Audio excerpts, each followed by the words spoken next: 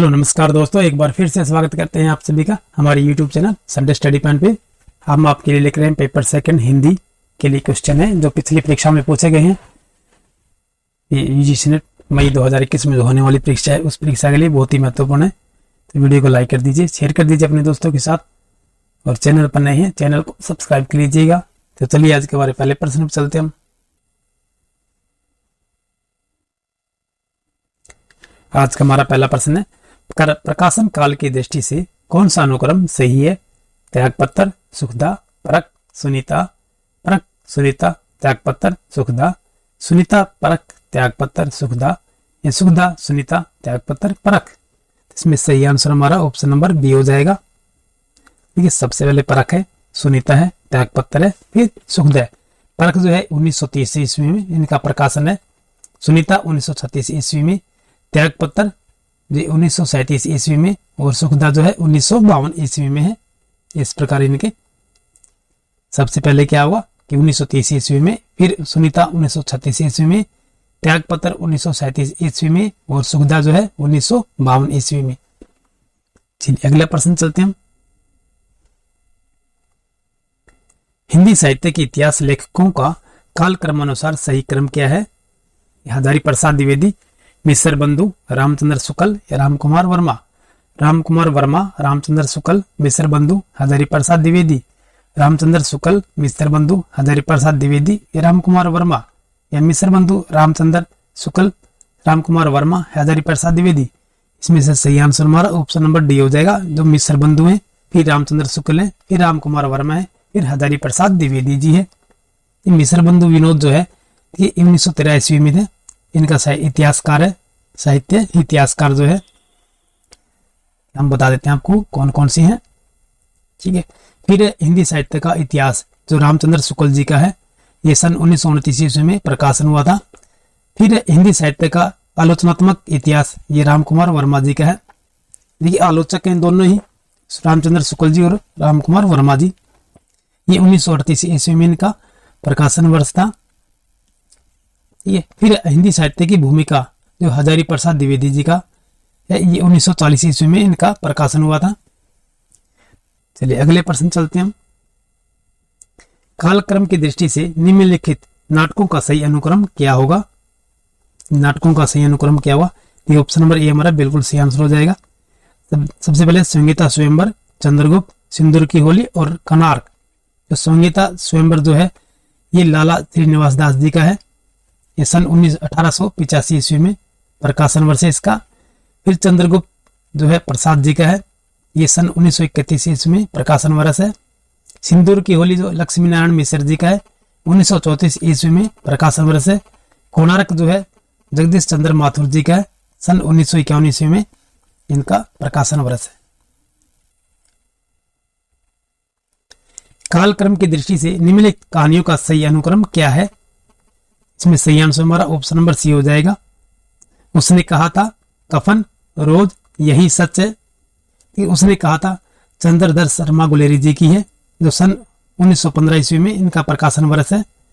कफन जो है प्रेमचंद जी का है, जो 1936 ईस्वी में प्रकाशन वर्ष है। रोज जो अज्ञा जी की है, 1938 ईस्वी में इनका प्रकाशन वर्ष है। यही सच है मनु भंडारी का है, जो सन 1966 ईस्वी में है, जो प्रकाशन वर्ष है इनका। चलते अगले प्रश्न चलते हैं। कालक्रम की दृष्टि से आत्मकथा के निम्नलिखित खंडों का सही अनुक्रम क्या होगा? ये सही अनुक्रम बताना हमें, तो ऑप्शन नंबर बी जो हमारा बिल्कुल सही आंसर हो जाएगा। क्या भूलूं क्या याद करूं, नीड का निर्माण, फिर बसेरे से दूर, 10 द्वार से सोपान तक। क्या भूलूं क्या याद करूं, देखिए 1969 ईस्वी में इनका प्रकाशन वर्ष है। ये बच्चन जी की आत्मकथाएं हैं सभी जो हैं।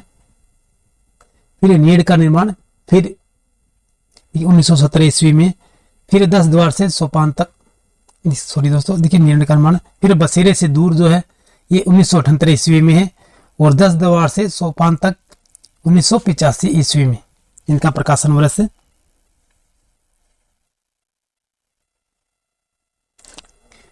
निम्नलिखित काव्य कृतियों का सही अनुक्रम क्या है? इसमें सही अनुक्रम बताना हमें, तो ऑप्शन नंबर डी जो हमारा बिल्कुल सही आंसर हो जाएगा।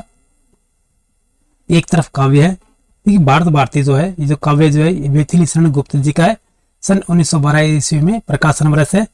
पल्लव जो है ये पंत जी का है, जो 1926 ईस्वी में इनका प्रकाशन वर्ष है। अनामिका जो है ये निराला जी की है, जो 1938 ईस्वी में प्रकाशन वर्ष है। दीपशिखा जो है महादेवी वर्मा जी का है, जो 1942 ईस्वी में इनका प्रकाशन वर्ष है। तो साथियों इन्हें लिख लीजिएगा कॉपी में, यदि याद नहीं हो रहे हैं तो आप इनको एक बार फिर से देखिएगा वीडियो को, ये 2 से 3 बार देखिए, आपको इन सभी को याद हो जाएंगे, क्योंकि आपको इनका प्रकाशन वर्ष और इनके जो कवि जो है वो याद रखना बहुत ही महत्वपूर्ण है, क्योंकि इसी प्रकार क्रम में पूछे जाते हैं कि कौन सी कविता पहले लिखेगी, कौन सी कविता बाद में लिखेगी, या फिर कौन सा कवि पहले हुआ या कौन सा कवि बाद में हुआ है। इस प्रकार इनके क्रम अनुसार ये काफी प्रश्न आते हैं इनमें। चलते अगले प्रश्न चलते हैं हम। निम्नलिखित ग्रंथों का सही अनुक्रम क्या है? ए बी सी डी से हमारा सही आंसर क्या हो जाएगा? ऑप्शन नंबर ए हमारा बिल्कुल सही आंसर हो जाएगा। सबसे पहले हिंदी नवरत्न है देव और बिहारी, बिहारी और देव, बिहारी का नया मूल्यांकन, ये निबंध है सभी। ये हिंदी नवरत्न जो है ये मिश्र बंधु जी का है, सन 1910 ईस्वी में इनका प्रकाशन वर्ष है। फिर देव और बिहारी जो है कृष्ण बिहारी मिश्र जी का है, देव और बिहारी जो कृष्ण बिहारी मिश्र का है, सन 1920 ईस्वी में प्रकाशन वर्ष है। बिहारी और देव ये लाला भगवान दीन की है, जो 1926 ईस्वी में। देखिए देव और बिहारी और देव इसमें काफी अंतर है कि दोनों आगे पीछे हैं। एक तो है देव और बिहारी जो है ये कृष्ण बिहारी मिश्र जी का है, बिहारी और देव जो लाला भगवान दीन जी का है, 1926 ईस्वी में इनका प्रकाशन वर्ष है। बिहारी का नया मूल्यांकन जो बच्चन सिंह का है, जो 1960 ईस्वी में है, इनका प्रकाशन वर्ष है।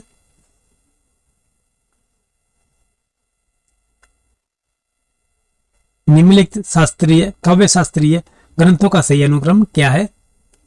ऑप्शन नंबर जो बी हमारा बिल्कुल सही आंसर हो जाएगा। सबसे पहले काव्य अलंकार सूत्र है, काव्य अलंकार है, दवन्यालोक है, रस गंगाधर है। काव्य शास्त्रीय ग्रंथ जो है, काव्य अलंकार सूत्र का जो है वामन जी 800 ईस्वी है, काव्य अलंकार सूत्र जो है 800 ईस्वी का है और वामन जी के द्वारा रचित है। ये काव्य अलंकार जो है रुद्रट का है, जो 800 से 850 ईस्वी के मध्य का लिखा हुआ है काव्य अलंकार। फिर दवन्यालोक जो है आनंद वर्धन जी का है, जो 850 ईस्वी है, दवन्यालोक जो है 850 ईस्वी में है। और रस गंगाधर जो है ये पंडित जगन्नाथ जी का 17वीं सदी ईस्वी का है। ये पूरे कितने वर्ष हो गए? 17 यानी 900 साल बाद, 17वीं सदी में लिखा गया, यानी कि 900 साल बाद ये लिखा गया है रस गंगाधर, तो पंडित जगन्नाथ जी का। इसके पश्चात देखिए बीच में कोई सी प्रकार कोई काव्य शास्त्रीय ग्रंथ नहीं लिखे गए हैं। इन्हें एक बार फिर से देख लीजिए। काव्य अलंकार सूत्र जो है ये वामन जी का 800 ईस्वी का है, और काव्य अलंकार जो है 800 से 850 ईस्वी के मध्य का ये रुद्रट जी का है, और दवन्यालोक जो है 850 ईस्वी का ही है, और रस गंगाधर जो है पंडित जगन्नाथ जी का है, जो 17वीं सदी ईस्वी का है। निम्नलिखित ग्रंथों का सही अनुक्रम क्या है? नई कविता के प्रतिमान, कथा कामायनी, एक पुनर्विचार, कविता के नए प्रतिमान या छायावाद का पतन। इसमें सही आंसर हमारा ऑप्शन नंबर ए हो जाएगा। निम्नलिखित ग्रंथों का सही अनुक्रम क्या है? ये निबंध दिए गए। छायावाद का पतन जो है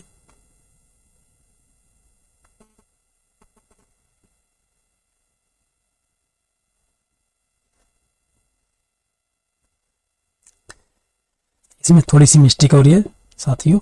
छायावाद का पतन जो है ये 1 नंबर पे आएगा हमारा, ठीक है। ये डॉक्टर देवराज उपाध्याय जी का है, जो सन 1948 ईस्वी में प्रकाशन वर्ष है।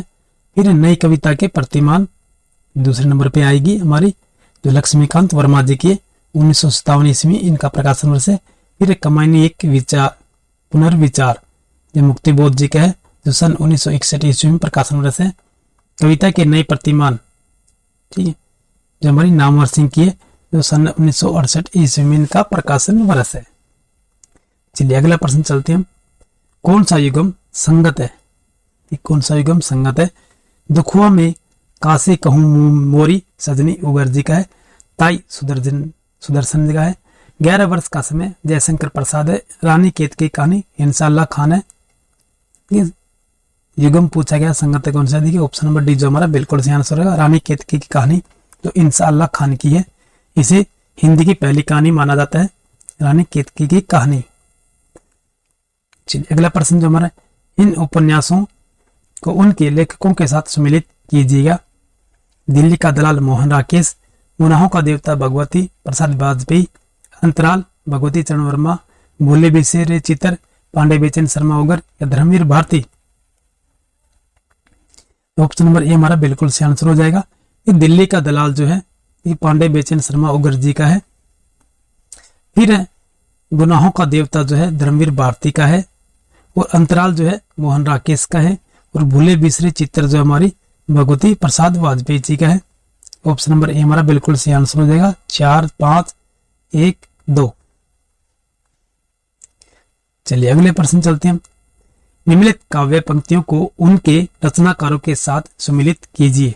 ये काव्य पंक्तियां दी गई इन्हें उनके रचनाकारों के साथ हमें सुमिलित करना है। तो ऑप्शन नंबर बी जो हमारा बिल्कुल सही आंसर हो जाएगा। ये धूप सातन दीप सीमा, धूप सातन दीप सीमा ये महादेवी वर्मा जी की है पंक्ति है। तो फिर मधुप गुनगुना कर कहा जाता है, यानी कि भंवरा जो गुनगुना कर कहा जाता है ये प्रसाद जी का है। फिर स्नेह निर्जर बह गया निराला जी की है। हाय मृत्यु का ऐसा अमर अपार्थिव पूजन ये महादेवी ये पंत जी का है। ऑप्शन नंबर डी, देखिए ऑप्शन नंबर बी जो हमारा बिल्कुल सही आंसर हो जाएगा। 4, 5, 1, 2। ये ऊपर वैसे ही था ऐसे ही नीचे है, फिर से देख लीजिए एक बारी। धूप सतन दीप सी में महादेवी वर्मा जी की, मधु गुनगुना कर कहा जाता है प्रसाद जी का है। स्नेह निर्जर बह गया निराला जी का है। हाय मृत्यु का ऐसा अमर अपार्थिव पूजन ये पंत जी का है। निम्नलिखित पत्रिकाओं को उनके संपादकों के साथ सम्मिलित कीजिए। एक पत्रिकाएं दी गई हैं और एक तरफ उनके संपादक दिए गए हैं। तो इसमें सही आंसर हमारा ऑप्शन नंबर सी हो जाएगा। बाल बोधिनी जो है ये भारतेंदु हरिश्चंद्र जी की है, बाल बोधिनी। फिर हंस जो है प्रेमचंद जी की है। प्रतीक जो है अज्ञे जी की है, और कल्पना जो है बद्री विशाल पित्ती की जी है। ऑप्शन नंबर सी हमारा बिल्कुल सही आंसर है। 3, 1, 4, 5। 3, 1, 4, 5 बाल बोधिनी भारतेंदु हरिश्चंद्र जी की, हंस प्रेमचंद, प्रतीक आगे, कल्पना बद्री विशाल पित्ती। चलिए अगले प्रश्न चलते हैं हम। इस सम्मिलित करना में इसे भी ऑप्शन नंबर डी हमारा बिल्कुल सही आंसर हो जाएगा। मिर्गावती जो है कुलवन की है। फिर मधुमालती जो है मंजन की है, और आखिरी कलाम जो है जायसी का है। अनुराग बासुरी जो नूर मोहम्मद की है। ऑप्शन नंबर डी जो हमारा 4, 3, 2, 5। मिर्गावती कुतुबन की, मधुमालती मंजन की, आखिरी कलाम जायसी का, अनुराग बासुरी नूर मोहम्मद। इन बोलियों को उनके बोली क्षेत्र से सम्मिलित कीजिएगा। ये बोली क्षेत्र से सम्मिलित करना में इसमें सही आंसर हमारा ऑप्शन नंबर ए हो जाएगा।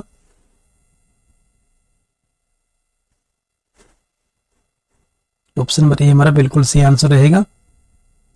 मांगरू जो है ठीक है रोहतक के बोली जाती है। फिर भोजपुरी जो छपरा में बोली जाती है यानी बिहार में। कुमायूनी जो है ये अल्मोड़ा में बोली जाती है उत्तरांचल में। और खड़ी बोली जो है ये हमारी मेरठ के आसपास बोली जाती है। तो 5, 4, 3, 2 यानी उल्टा है। देखिए बांगरू रोहतक में, भोजपुरी छपरा में, कुमायूनी अल्मोड़ा में, खड़ी बोली मेरठ में। इन रचनाओं को उनकी लेखिकाओं के साथ सम्मिलित कीजिए। इसमें सही आंसर हमारा ऑप्शन नंबर बी हो जाएगा। 2, 1, 4, 3। ठीक है, आपका बंटी जो मन्नू भंडारी जी का है। 55 खंबे लाल दीवारें ऊषा प्रियावंदा की आवा देखिए चित्रा मुदगल का है। और बेघर जो है ममता कालिया का है। 2, 1, 4, 3 आपका बंटी मनु भंडारी का। 55 खंबे लाल दीवारें उस्मा प्रियामंदा का। आवा चित्रा मुदगल का है। बेघर ममता कालिया का है।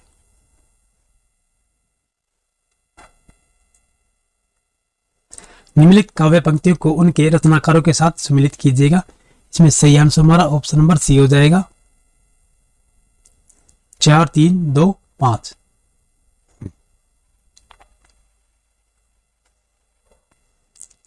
ऑप्शन नंबर सी हमारा बिल्कुल सही आंसर हो जाएगा। इसमें 4 3 2 5 दोनों ओर प्रेम पलता है, तो किसकी है? ये मिथिली शरण गुप्त जी की है। फिर है दिक जीवन जो पाता ही आया विरोध, तो ये हमारी निराला जी की है। परहित सरिस धर्म नहीं भाई, यह तुलसीदास की है। बीन भी हूं मैं तुम्हारी रागनी भी हूं, यदि महादेवी वर्मा जी की है। ऑप्शन नंबर सी जो हमारा बिल्कुल सही आंसर हो जाएगा। दोनों ओर प्रेम पलता है, मिथिली शरण गुप्त। दिक जीवन जो पाता ही आया विरोध, ये हमारी निराला जी की। परहित सरिस धर्म नहीं भाई, तुलसीदास। बीन भी हूं मैं तुम्हारी रागनी भी हूं, ये महादेवी वर्मा जी का है।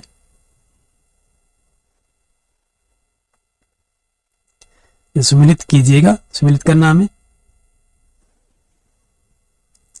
सही आंसर हमारा ऑप्शन नंबर बी हो जाएगा, 3 1 5 2। 3 1 5 2। तो शब्दार्थों सहितों काव्यम किसका है?